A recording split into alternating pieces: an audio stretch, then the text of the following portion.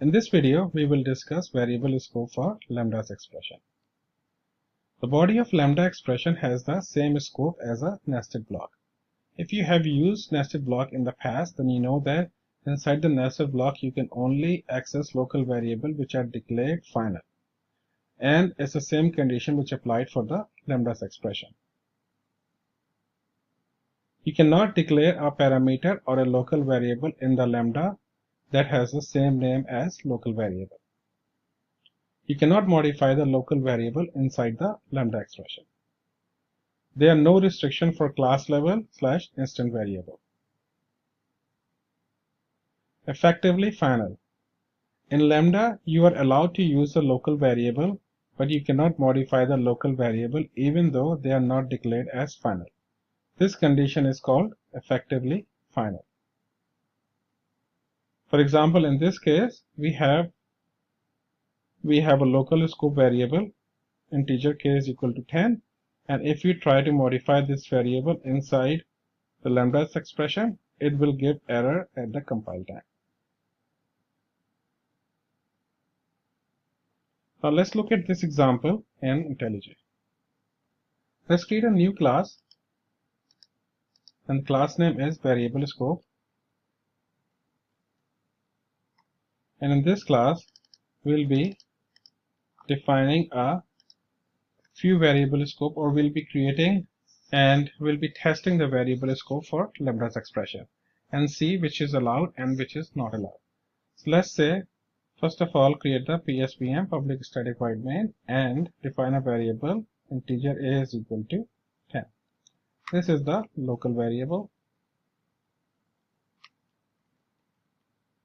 Now let's create a consumer, and I'll be creating, for simplification, in consumer and consumer is equal to a, and here I am printing out a multiplied by 10.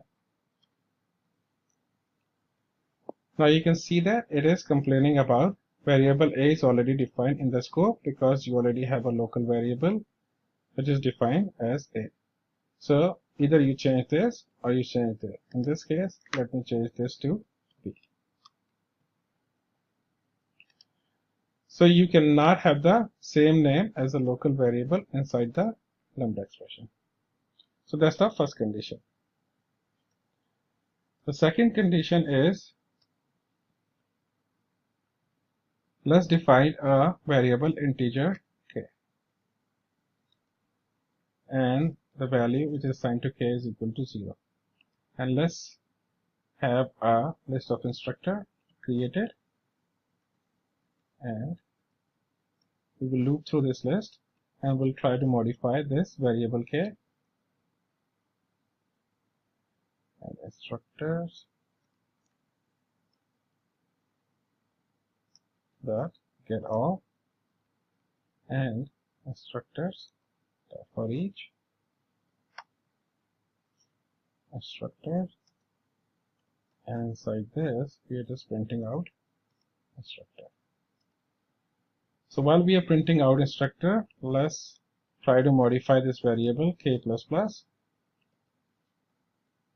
But you can see that it is giving me compile time error. Variable used in lambda expression should be final or effectively declared final. So even though this is not declared as final, it is being treated as final inside this lambda expression. So you cannot modify this variable k inside the lambda expression. Now let's look at a condition where we use the k variable over here.